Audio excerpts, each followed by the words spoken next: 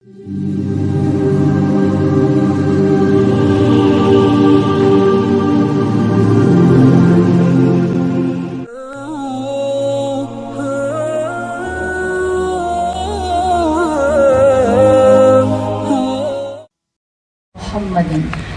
بارکتا علی ابراہیم وعلی آل ابراہیم انک حمید مجید۔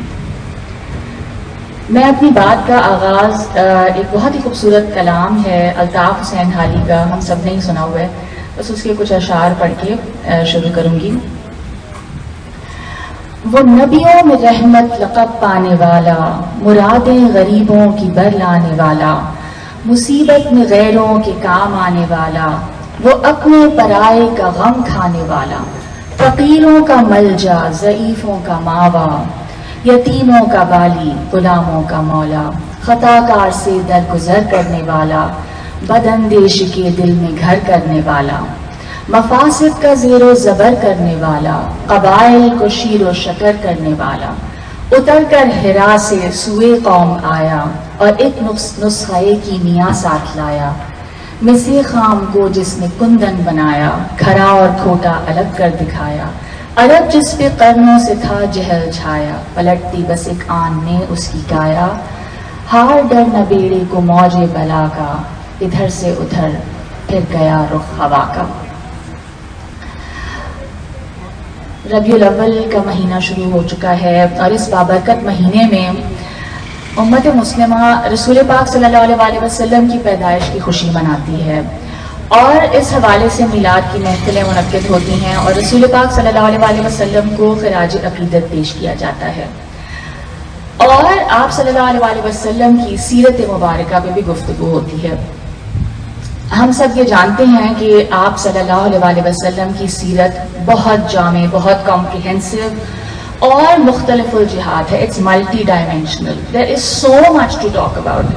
اتنی چیزیں ہیں کہ کسی ایک جہت پہ بات شروع کریں تو بات ختم ہی نہ ہو۔ مثلاً ان کا صبر، ان کا حلم، ان کی برداشت، ان کی حکمت از وزڈم، ان کی سخاوت، ان کی جنراسٹی، شفقت، نرم دلی، ان کی آخرت رخی، ان کا آخرت رخی رویہ، ہی واز آخرت سینٹرڈ، ہی واز آخرت اورینٹڈ۔ جب وہ طاقت سے محروم تھے ہجرت سے پہلے، اس وقت ان کا کیا رویہ تھا، ہجرت کے بعد، طاقت ملنے کے بعد ان کا کیا رویہ تھا، گھر میں as a husband, as a father, ٹھیک ہے، as a friend, as a mentor, as a teacher, as a commander in chief, کیا ان کے رویے تھے، کیا لیسنز تھے ان کی لائف سے، انسانی نفسیات، ہیومن سائیکالوجی کو کتنی گہری طریقے سے سمجھتے تھے، ایز اے کانکرر ان کا کیا ایٹیٹیوڈ تھا، اور جب جنگ میں کبھی ہار ہوئی تو اس وقت ان کا کیا رویہ تھا۔ یعنی جیسے میں نے کہا کہ ہر ایک ایسپیکٹ پہ ہم اتنی گفتگو کر سکتے ہیں کہ کوئی حد نہیں۔ آج کی اس بابرکت محفل میں میں بہت بریفلی سب سے پہلے تو جو ریزن یا جو پرپس ہے نبی کو بھیجنے کا، یعنی اللہ تعالیٰ نے اگر نبی پاک صلی اللہ علیہ وسلم کو اس دنیا میں بھیجا تو اس کا مقصد کیا تھا، اس کا پرائمری پرپس کیا تھا، سب سے پہلے اس پہ بات کریں گے، اور اس کے ساتھ ساتھ آپ صلی اللہ علیہ وسلم کی متوازن شخصیت، ان کی اتنی بیلنس جو پرسنالٹی تھی، ایموشنلی وہ کس قدر انٹیلیجنٹ انسان تھے آج کل کی زبان میں، اس پر میں کچھ روشنی ڈالنا چاہوں گی۔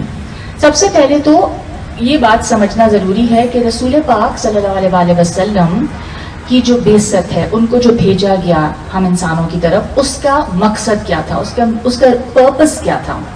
سورۃ البقرہ کی آیت 129 میں اللہ تعالیٰ نے یہ مقصد بیان فرمایا ہے، اور یہ ہے حضرت ابراہیم علیہ السلام کی دعا ہے، ربنا وابعث فیہم رسولا منہم یتلو علیہم آیاتک ویعلمہم الکتاب والحکمت ویزکیہم انک انت العزیز الحکیم۔ اے ہمارے رب، اور ان میں ایک رسول انہی میں سے بھیجیے جو ان پر آپ کی آیتیں پڑھیں، ٹھیک ہے، کیا مقصد ہے، آیتیں پڑھیں اور انہیں کتاب اور دانائی یعنی وزڈم سکھائیں، اور انہیں پاک کریں، ان کو پیوریفائی کریں، بے شک آپ ہی غالب حکمت والے ہیں۔ تو نبی کا مقصد کیا ہے؟ نبی کو بھیجنے کا مقصد کیا ہے کہ وہ انسانوں کو ایجوکیٹ کرے.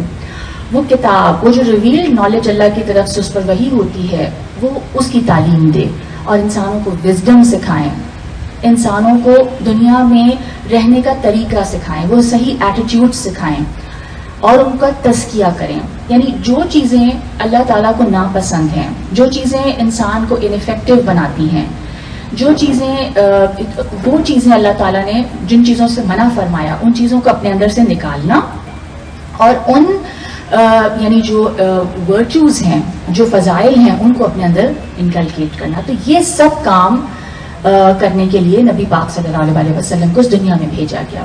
اور ہم دیکھتے ہیں کہ یہ مقصد کئی جگہ پہ قرآن میں اللہ تعالیٰ نے مینشن کیا ہے. سورہ بقرہ کی آیت 151 میں بھی یہ بات مینشنڈ ہے، آل عمران کی آیت نمبر 164 میں، سورہ جمعہ کی آیت نمبر 2 میں بھی یہ بات بیان کی گئی. تو جیسے میں نے کہا کہ اگر نبی کو بھیجنے کا مقصد کیا تھا؟ انسانوں کا تزکیہ، انسانوں کی جو روحیں ہیں، جو ہماری اندر کی شخصیت ہے، جو ہماری پرسنالٹی ہے، اس کو پیوریفائی کرنا. ٹھیک ہے، تو پھر دین کا بھی مقصد کیا ہے؟ جو پرائمری پرپس ہے دین کا بھی، دین اسلام کا، وہ کیا ہے؟ شاہ ولی اللہ رحمۃ اللہ علیہ کے قول کے مطابق قرآن مجید کا جو نزول ہے اس کا مقصد کیا ہے؟ تہذیب نفوس بشری، یعنی انسانوں کے نفوس کو سویلائز کرنا. ٹھیک ہے، ہم سب انسانوں کے اندر there are certain instincts which we share with the animals, with the other animals. اور اس میں کیا کیا ہے؟ مثلا ہم سب کو بھوک لگتی ہے. ٹھیک ہے، ہماری ایک ڈرائیو ہے ہمارے اندر جس بیسکلی کہ سروائیول انسٹنکٹ ہے بہت اسٹرانگ، بھوک لگتی ہے. اسی طرح پھر ہماری سیکشول ڈرائیو ہے. تو بہت ساری چیزیں ہم انسانوں کے ساتھ، کچھ انسٹنکٹس ہیں جو ہم میں اور ان میں کامن ہیں. ان انسٹنکٹس کو، ان جبلتوں کو تہذیب یافتہ بنانا ہے. ٹھیک ہے، دس از دا پرپس آف ریلیجن، کہ انسانوں کو سویلائز کرنا، ان کو اشرف المخلوقات کے درجے پر فائز کرنا.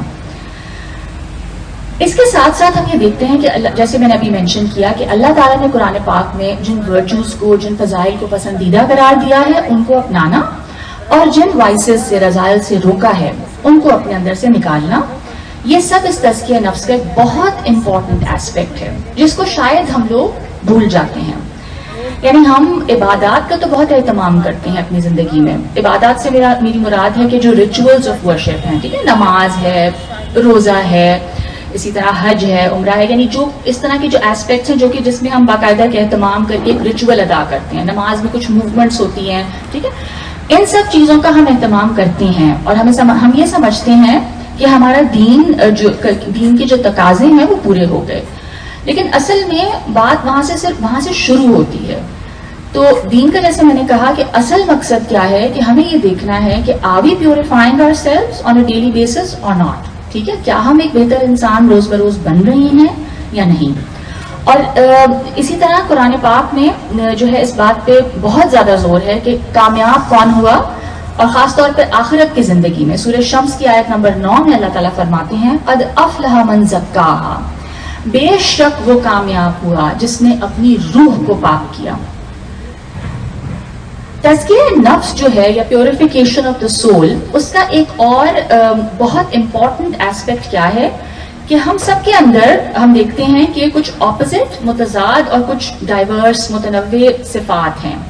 یعنی ہمارے اندر اینگر بھی ہے، ہمارے اندر مرسی بھی ہے. ٹھیک ہے، تو اپوزٹ جو کوالٹیز ہیں ان کے اندر توازن پیدا کرنا، ان میں بیلنس پیدا کرنا، so that we are an emotionally intelligent and effective human being. So this will make us a balanced personality. جب ہم رسول اللہ صلی اللہ علیہ وسلم کی شخصیت کو اسٹڈی کرتے ہیں تو ہمیں کیا نظر آتا ہے کہ آپ کی شخصیت میں بہت توازن اور اعتدال نظر آتا ہے. آپ کی یہی متوازن شخصیت انسانیت کے لیے اسوہ ہے. It is the best example and the best role model to follow. What is a balanced personality? متوازن شخصیت کیا ہے؟ ٹھیک ہے، انسان ہمیں کیا، یعنی مذہب ہمیں کیا بتاتا ہے انسان کے بارے میں کہ ہاؤ ڈز انسان انسانی مرتبے پر یا مقام پر کیسے پہنچتا ہے. ریلیجن ہمیں کیا بتاتا ہے کہ اس کی بنیادی وجہ کیا ہے کہ اللہ رب العزت نے ہمارے اندر اپنی روح میں سے پھونکا ہے، نفخ روح خداوندی ہوا ہے. قرآن مجید میں سورہ سجدہ کی آیت نمبر 9 میں اللہ تعالیٰ فرماتے ہیں ثم سواہ ونفخ فیہ من روحہ وجعل لکم السمع والابصار والافئدہ قلیلا ما تشکرون. پھر اس کے اعضاء یعنی اس کے باڈی پارٹس درست کیے، پروپورشنٹ کیے، یعنی انسان کی کریشن کا ذکر ہو رہا ہے، اور اس میں اپنی روح پھونکی.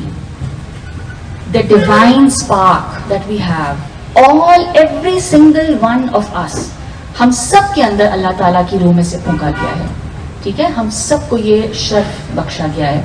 اور تمہارے لیے کان اور آنکھیں اور دل بنایا، تم بہت تھوڑا شکر کرتے ہو. یہی بات بائبل میں بھی مینشنڈ ہے. اور ایک حدیث پاک کا مفہوم یہ ہے کہ اللہ نے انسان کو اپنی صورت پر پیدا کیا ہے. اب اللہ تعالیٰ کے بارے میں جو ہم قرآن پاک سے جانتے ہیں، جو کچھ ہمیں اللہ تعالیٰ کے بارے میں پتہ چلتا ہے، اللہ تعالیٰ کے اندر بھی متضاد صفات ہیں. یعنی اللہ تعالیٰ عزیز ہیں، کمپلیٹ پاور، کمپلیٹ عزت کے مالک، اور اس کے ساتھ ساتھ لیکن he has all the power, but because he is حکیم، he is the wise one also. تو کیا ہو جاتا ہے؟ بیلنس آ جاتا ہے. یعنی کہ یہ نہیں ہوتا کہ وہ خدا اپنی طاقت کو ان وائز طریقے سے استعمال کرے. ٹھیک ہے، تو خدا کے اندر، اللہ تعالیٰ کے اندر جو اللہ کی جو صفات ہیں، ان کے لیے جو لفظ استعمال ہوا ہے وہ کیا ہے؟ اسماء الحسنہ، دا موسٹ بیوٹیفل نیمز. اور حسن کے لیے توازن، بیلنس بہت ضروری ہے. ٹھیک ہے، اگر یہ جیسے ٹیبل ہے، یہ بہت خوبصورت ٹیبل ہے ہما ماشاءاللہ. اب اگر اس ٹیبل کی ایک ٹانگ جو ہے خدا نخواستہ وہ تھوڑی سی ڈیمیج ہو جائے یا کٹ جائے تو یہ ٹیبل میں بیلنس نہیں رہے گا. تو کیا یہ خوبصورت لگے گا؟ یہ ٹیبل نہیں، اس کی خوبصورتی خراب ہو جائے گی. تو بیلنس حسن کے لیے ایک لازمی ایسپیکٹ ہے، اور اللہ تعالیٰ کی صفات میں توازن ہے، دا پرفیکٹ بیلنس. اسی لیے انہیں اسماء الحسنہ کہا گیا. اور ایک بااختیار ہستی کی سب سے بڑی خوبی یہ ہے کہ اس میں توازن ہے. وہ کبھی بھی اپنی طاقت کو غلط طریقے سے استعمال نہیں کرے گا، انجسٹ طریقے سے نہیں کرے گا. چونکہ انسان اللہ کی صفات کا پرتو ہے. ٹھیک ہے، ہم اللہ کے خلیفہ کے طور پہ اس دنیا میں بھیجے گئے ہیں. اسی لیے اللہ تعالیٰ نے ہمیں ایک بہت اسپیشل چیز دی ہے، اور وہ کیا ہے؟ وہ باقی کریشن کو نہیں ملی ہے. وہ ہے فریڈم آف چوائس.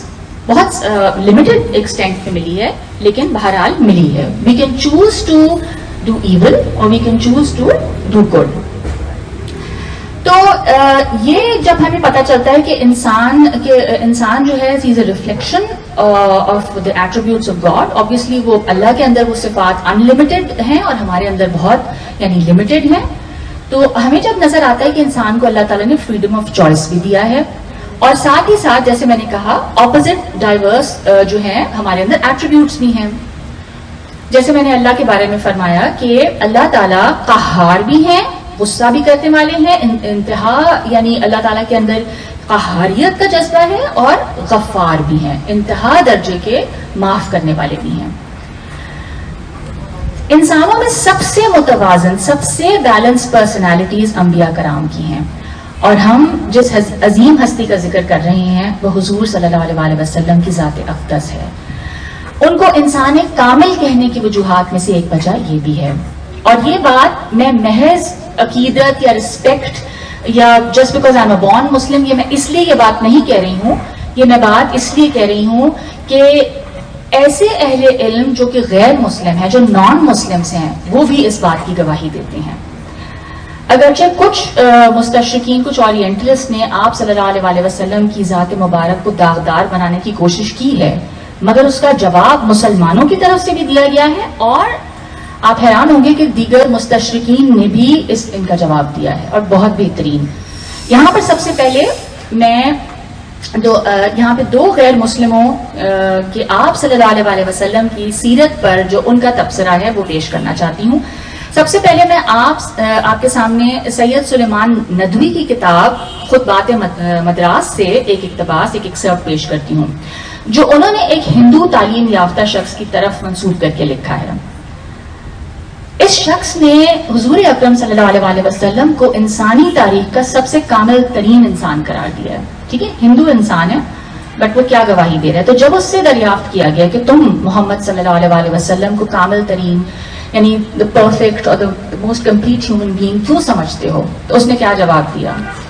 اس نے کہا مجھ کو ان کی زندگی میں بیک وقت اس قدر متضاد اور متنوع اوصاف نظر آتے ہیں جو کسی انسان میں تاریخ نے کبھی یکجا کر کے نہیں دکھائے.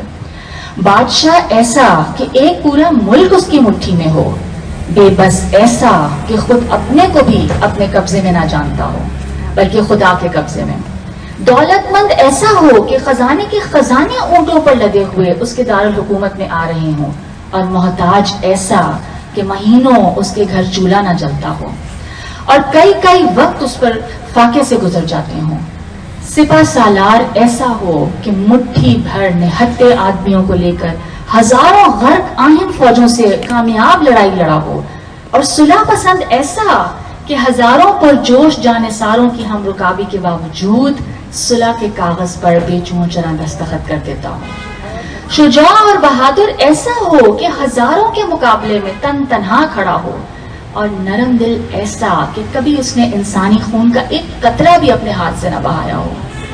با تعلق ایسا کہ ارب کے ذرے ذرے کو اس کی فکر, بیوی بچوں کی اس کو فکر, غریب اور مفلس مسلمانوں کی اس کو فکر, خدا کو بھولی ہوئی قوم کے سدھار کی اس کو فکر, غرض سارے سنسار کی اس کو فکر, اور بے تعلق ایسا کہ اپنے خدا کے سامنے کسی اور کی یاد اس کو نہ ہو اور اس کے سوا ہر چیز اس کو فراموش ہو.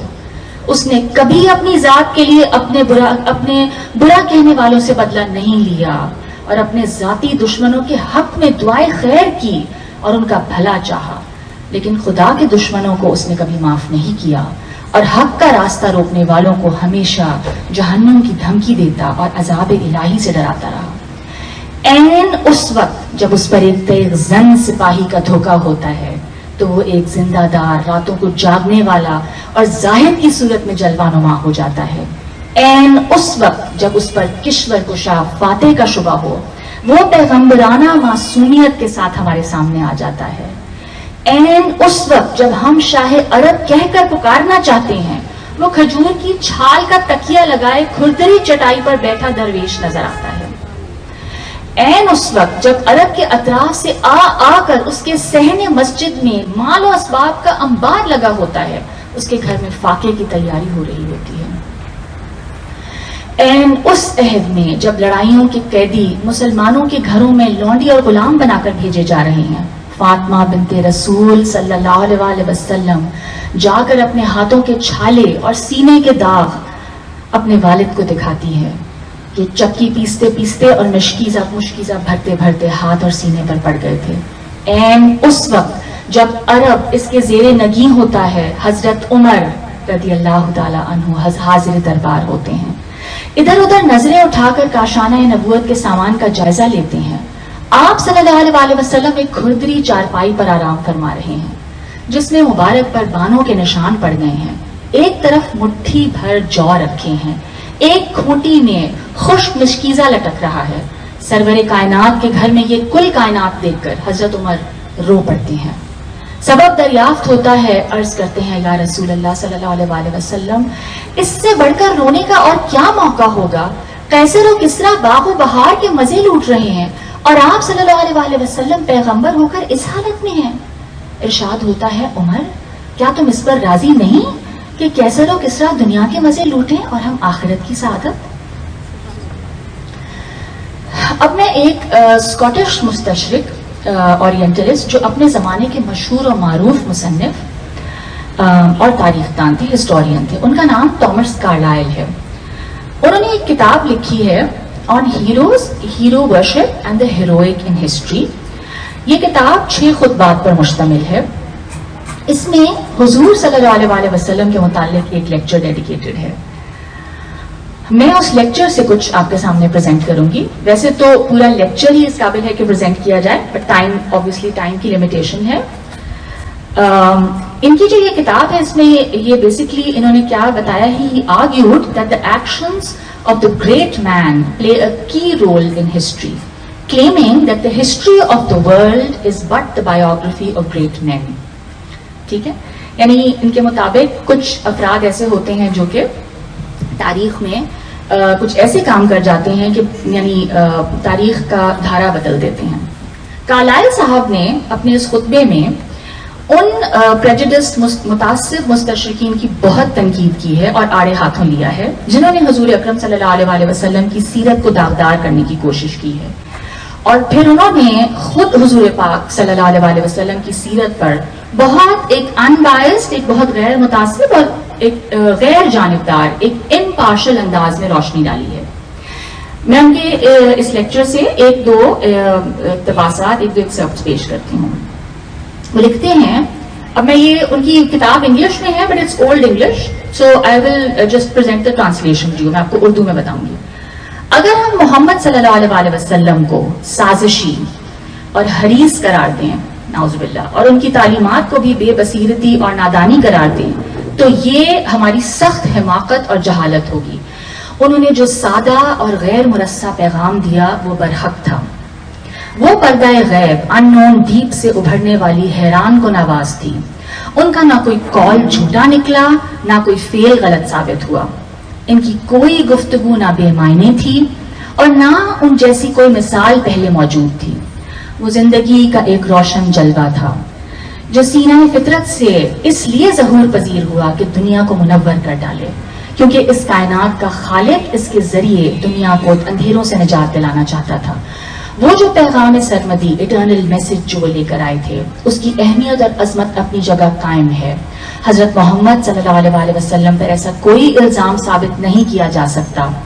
یہ بات طے شدہ ہے کہ ہم محمد صلی اللہ علیہ وسلم کو جاہ طلب یعنی پاور ہنگری اور نعرہ باز شخصیت نہیں کہہ سکتے. کارلائل صاحب بار بار اس قسم کے جملے استعمال کر کے ان مستشرقین، ان اورینٹلسٹ کو جو حضور صلی اللہ علیہ وسلم پر مختلف قسم کے الزامات لگاتے تھے، ان کی باتوں کو بے بنیاد ثابت کرتے ہیں. ان کا پورا خطبہ اس قابل ہے جیسے میں نے کہا کہ پیش کیا جائے، مگر وقت کی قلت کے پیش نظر میں تھوڑا سا بیان کروں گی. آگے لکھتے ہیں، حضرت محمد صلی اللہ علیہ وسلم کے متعلق آپ کچھ بھی کہیں، لیکن آپ یہ بات قطعاً نہیں کہہ سکتے کہ وہ نفسانی خواہشات رکھتے تھے. سینشول پلیجرز انہوں نے لفظ استعمال کیا کہ he did not have sensual pleasures اور he did not have sensual desires. اگر کوئی شخص ایسا کہتا ہے تو سخت غلطی پر ہے. آپ نفسانی خواہشات کہتے ہیں، میں کہتا ہوں کہ دنیاوی خواہشات نام کی کوئی چیز ان میں نہیں پائی جاتی تھی. ان کے گھر کا ماحول نہایت سادہ تھا. کھانے میں جو کی روٹی اور صرف پانی تھا. بعض اوقات مہینوں ان کے چولہے میں آگ تک نہیں جلتی تھی. مسلمانوں کو بجا طور پر فخر ہے کہ ان کے پیغمبر اپنے جوتے گانٹھ لیا کرتے اور کپڑوں کو خود پیوند لگاتے تھے. اگر محمد صلی اللہ علیہ وسلم کا کردار بلند نہ ہوتا تو ان کی قوم ان کو اس طرح دل و جان سے نہ چاہتی. 23 سال قوم سے ان کا رابطہ رہا. اس دوران فاقہ مستی اور مار پیٹ سے لے کر شدید جنگوں تک کی نوبت آئی. آپ کی قوم نے قریب سے ان کا مشاہدہ کیا. کوئی بات چھپی ہوئی نہ تھی. آپ انہی میں رہتے تھے اور انہی کے سامنے روزمرہ کے کاروبار، جوتے گانٹنے سے لے کر سیاست دانی اور جنگ و جدال تک ہر رنگ میں لوگوں نے ان کو دیکھا. کسی شہنشاہ کی اتنی عزت نہیں ہوئی. انہوں نے لکھا انگلش میں کہ no emperor in tiaras was given this kind of respect. جتنی گدڑی میں لپٹی ہوئی اس عظیم ہستی کو حاصل تھی. آپ کا 23 سالہ دور نبوت ایک ہیرو کی تمام صفات اپنے اندر سموئے ہوا تھا. آگے لکھتے ہیں، حضرت محمد صلی اللہ علیہ وسلم اپنی وفات سے 2 روز پہلے مسجد میں گئے. لوگوں کو جمع کر کے کہا، میں نے کسی کو ناجائز مارا ہو تو وہ مجھ سے بدلہ لے لے. اگر میں کسی کا قرض دار ہوں تو بتائے تاکہ میں ادائیگی کر دوں. ایک آواز آئی، 3 درہم، جو اسی وقت آپ نے ادا کر دیے اور فرمایا، دنیا میں شرمندگی اٹھا لینا آخرت کی رسوائی اٹھانے سے بہتر ہے. ان باتوں پر غور کرنے سے حضرت محمد صلی اللہ علیہ وسلم کی شخصیت کے تمام خاد و خال نظر آ جاتے ہیں. اس عظیم پیغمبر کے آخری الفاظ ایک دعا ہیں. کانپتے ہونٹوں کے ساتھ بیم و رجا میں ڈوبا ہوا دل اپنے خالق کے حضور کس طرح عز و انکسار کا اظہار کر رہا تھا. آگے چل کے کارلائل صاحب لکھتے ہیں، اس عرض خاکی پر انسان کی زندگی کا کیا مقصد ہے؟ حضرت محمد صلی اللہ علیہ وسلم نے اس سوال کا جواب ایسے طریقے سے دیا ہے کہ اس پر ہمارے بعض مسیحی علماء کو شرم آنی چاہیے. جو الزامات وہ لگاتے ہیں اس کی بنا پر یہ کہہ رہے ہیں. انہوں نے بینتھم اور ولیم پیلے کی طرح نیکی اور بدی، نفع اور نقصان کے تصورات کی جمع اور تفریق کا حساب نہیں لگایا کہ فائدہ ہو تو کر لو اور نقصان ہو تو نہ کرو. انہوں نے یہ اعلان کیا ہے کہ نیکی ہر حالت میں کرنے کا کام ہے اور بدی سے بہرحال ہر صورت اجتناب کرنا ہے. نیکی دائمی زندگی کا پیغام ہے اور بدی دائمی موت اور برے انجام کا پیغام ہے. ان دونوں میں محض اچھے اور برے کا فرق نہیں بلکہ جنت اور دوزخ کا فرق ہے. تم انہیں ناپ نہیں سکتے کیونکہ ان میں کوئی مشترک پیمانہ نہیں. ایک انسان کے حق میں ابدی حیات ہے اور دوسری دوامی موت ہے. بینتھم کا نظریہ افادیت، یوٹیلیٹیرینزم، یعنی نفع اور نقصان کو نیکی کا معیار قرار دینا، خدا کی اس وسیع کائنات کو آلائے بے جان بنا دینا اور انسان کی الوی روح، اس کی انفینٹ سیلیسٹیل سول، اس کو خس و خاشاک اور خوشی اور غمی کا پیمانہ بنا دینا ہے. اگر کوئی مجھ سے پوچھے کہ انسان اور اس کے انجام کا غلط تر اور فروتر نظریہ کس نے پیش کیا، انسان اور کائنات کے تصور میں ٹھوکر کس نے کھائی، محمد صلی اللہ علیہ وسلم نے یا ان لوگوں نے، میں کہوں گا کہ ٹھوکر ان لوگوں نے کھائی ہے، محمد صلی اللہ علیہ وسلم نے نہیں. And I'm going to end this by quoting just mentioning another ایک ممتاز امریکی ادیب اور مصنف، آئی تھنک یہ سب آپ سب جانتے ہی ہوں گے، جن کا نام مائیکل ہارٹ ہے. انہوں نے عالمی عہد ساز شخصیات پر ایک کتاب لکھی ہے. It's called The Hundreds, a ranking of the most influential persons in history. 1978 میں یہ کتاب لکھی تھی جس میں تاریخ عالم پر اثر انداز ہونے والی اہم ترین شخصیات کے کارناموں کو یکجا کیا گیا ہے. فاضل مصنف نے ان عہد ساز شخصیتوں میں حضرت محمد صلی اللہ علیہ وسلم کو سر فہرست رکھا ہے، ٹاپ پہ رکھا ہے، نمبر 1 رکھا ہے، اور ایسا کرنے کی وجوہات بھی لکھی ہیں. تو اس سے یعنی ہمارا جو اب ٹیک اوے ہے وہ کیا ہے کہ رسول پاک صلی اللہ علیہ وسلم نے اپنی پوری زندگی اور نبوت کے بعد خاص طور پہ جو زندگی انہوں نے گزاری، جو ان کی پرائیویٹ لائف تھی اور جو ان کی پبلک لائف تھی، وہ سب ایک جیسی تھی. اور وہ ان کا جو اخلاق اور کردار ہے وہ اس قدر بلند ہے اور وہ اس قدر بیلنسڈ پرسنالٹی کے مالک تھے کہ ہمارے لیے اس میں جو ہم کہتے ہیں نا کہ رسول پاک صلی اللہ علیہ وسلم کی سنتوں پہ عمل کرنا ہے، تو سب سے پہلے کون سی سنتوں پہ عمل کرنا ہے؟ جو رسول پاک صلی اللہ علیہ وسلم کا کردار اور اخلاق تھا، جو نمونہ وہ سیٹ کر کے گئے، وہ ان کی سب سے بڑی سنتیں ہیں جن کی ہمیں پیروی کرنی ہے. ٹھیک ہے، so that should be very clear in our minds. اور جیسے میں نے بیان کیا کہ تزکیہ نفس جو ہے وہ ہماری زندگی میں ایک پرائمری گول کے طور پر ہونا چاہیے. And we should keep observing ourselves and we should keep reflecting and introspecting کہ are we improving as human beings اور ناٹ. اللهم صل على محمد وعلى آل محمد كما صليت على إبراهيم وعلى آل إبراهيم إنك حميد مجيد. اللهم بارك على محمد وعلى آل محمد كما باركت على إبراهيم وعلى آل إبراهيم إنك حميد مجيد.